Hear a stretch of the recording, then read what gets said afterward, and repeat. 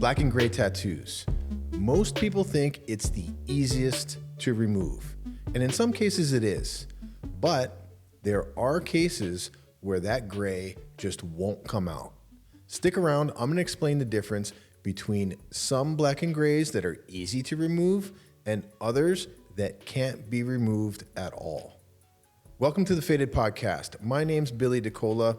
I'm the owner of Studio Kiku, one of the world's most trusted and well-known laser tattoo removal studios in the world. Most people know that black is the easiest color to remove. And the reason why it's so easy to remove is because it does not reflect laser. What it does is it absorbs all of the energy. Now, other colors like blues and reds and yellows, they have a tendency of reflecting certain wavelengths, which doesn't allow them to absorb the energy, and therefore the pigment will not shatter. But black is the easiest color to remove because it absorbs all of the wavelengths. We use the 1064 wavelength to target black pigment. And normally, if it's just black pigment, the pigment shatters with no problem whatsoever. Sometimes those black and gray tattoos will fade with no problem whatsoever. And in other cases, that gray will just not break down. What's the reason why some gray will break down and others will not? Well, let me explain the tattooing process to you, and that'll help you better understand why the pigment's not breaking down. In order to make gray, you have to mix black with something. Sometimes tattooers use black and they dilute it with water in order to create the gray they're going for. Normally what we'll do is we'll take drops of black and we'll put water in the cap with it, mix it up, and there you go. You have what we call in tattooing a wash. A wash is simply black diluted down. And you can create your own wash based on how light or how dark you want it.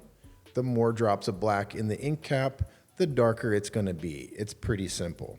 Every tattooer has their own formula that they use if they're a black and gray tattooer and they're using wash. Nowadays, however, you can buy the bottled wash already. So you can buy a black, you can buy a medium, you can buy a light, you can buy an ultra light. Some people call it feather light. Like, everybody has their own name, but it's all the same thing when we're talking about wash. It's black mixed with water, which dilutes it. There are other things in the bottle too. There could be some alcohol, there could be witch hazel, there could be glycerin. Those are all just components of pigment, but the main thing that's diluting the pigment is water. Now, that's a wash. That type of pigment is very, very easy to remove. It comes right out. All you gotta do is pass over it. We don't even have to go strong. We just use a nice large spot size, which goes nice and deep, and we hit it nice and gently, and it comes right out. Sometimes wash comes out in a single session, maybe two. It's the darker, more saturated pigment like the black lines or the heavy black shading that takes a little bit longer to remove.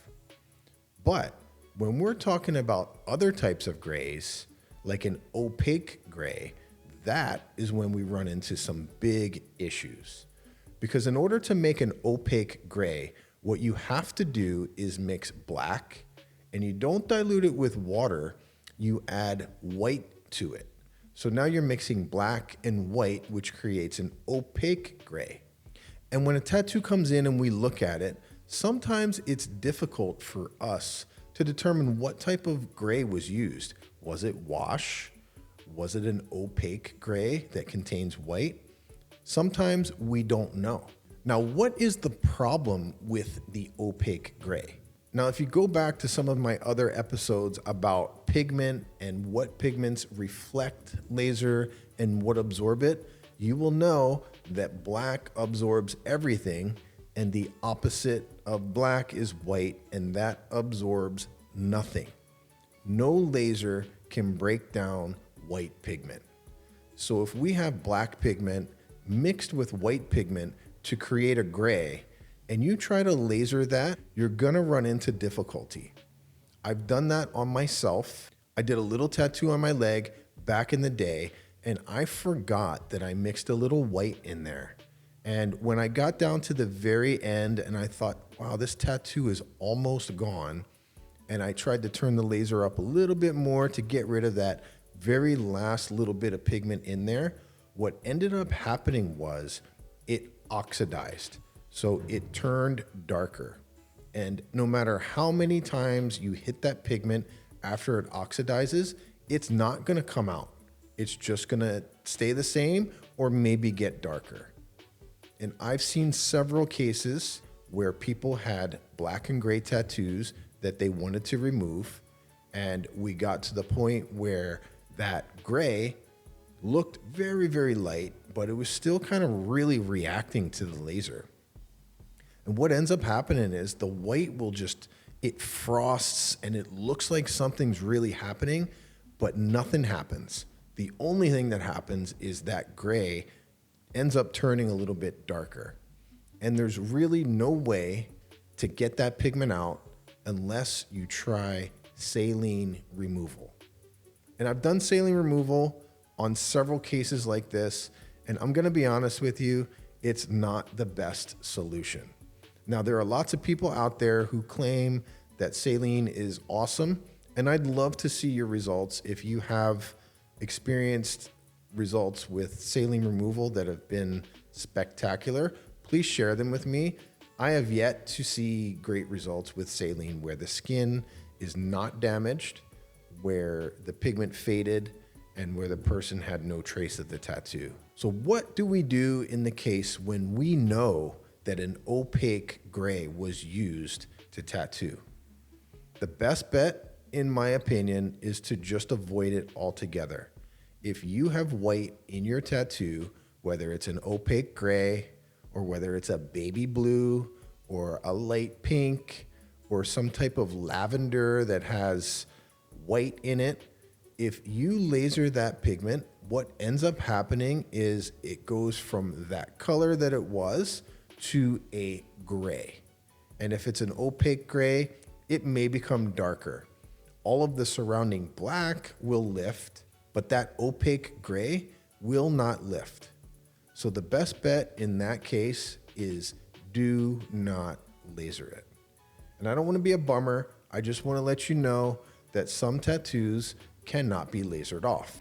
And I'll be the first to tell you, if you come in the studio and you have a tattoo that's black and gray, and I can tell that that's opaque gray, I'm gonna tell you, I don't think it's possible. I don't think you should do it. Now, if you decide you wanna give it a go, that's fine and dandy, but I will let you know, and I'll probably say, I told you so, because it's not coming out. I don't care how determined you are. I don't care what you try to do, what settings we use, whatever. It ain't coming out. So don't try. That is my loving advice to you, our potential client who's coming in to get laser tattoo removal. So let's just recap this. There are two kinds of grays out there. There's one that's a wash and it's black mixed with water and it's diluted gray. That is super easy to remove, no problem whatsoever. The issue is when we're trying to remove a gray that is an opaque gray. That means the gray was created by mixing black and white.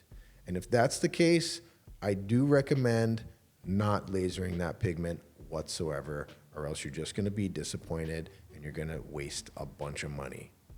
If you've had a different experience other than what I just mentioned, please share it in the comments or send me an email. Whatever you want to do, I'd love to hear about it. I'm always down to learn. If there's something to learn, I would love to learn it. We're almost at 1,000 subscribers, so please hit that subscribe button, like and share, and tell a friend if you would.